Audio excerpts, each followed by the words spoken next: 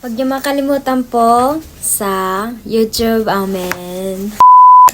Huwag niyo makalimutan po sa YouTube. Pumunta. Huwag niyo makalimutan po. Huwag niyo makalimutan po sa... Ano ba yan? Pumunta po kayo sa YouTube Almond. Hello guys, for today's video, gagawa si mama ng Choco Banana Almond Cake. Isa to sa paborito ko.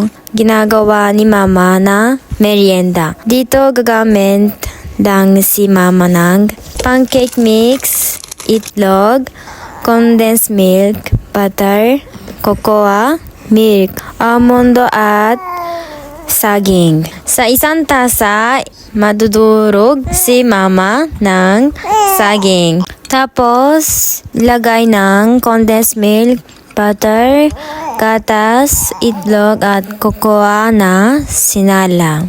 Saka haluin hanggang mawala ng pamumuo.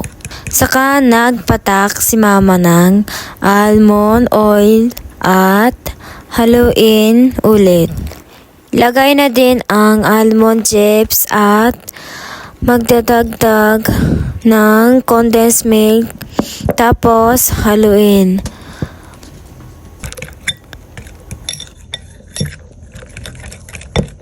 Tapos mahalo, ilagay na din ang pancake mix at haluin ulit. Sa nagtatanong ng sukat, wala po.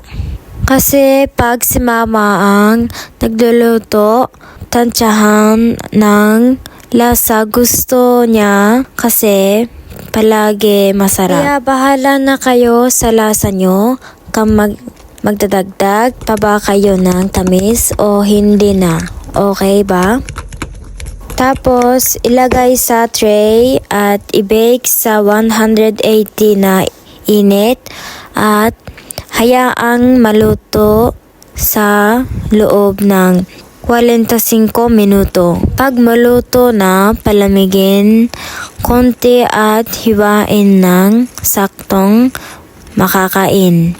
Para sa chocolate toppings, maglagay ng 4 na kutsarang cocoa sa 1/4 cup condensed milk at haluin. Saka painit sa range para matunaw ang cocoa. Saka itoppings sa hiniwang cake.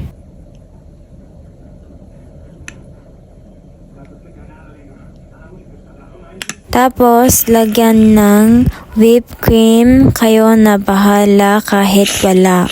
Tapos, kain na tayo.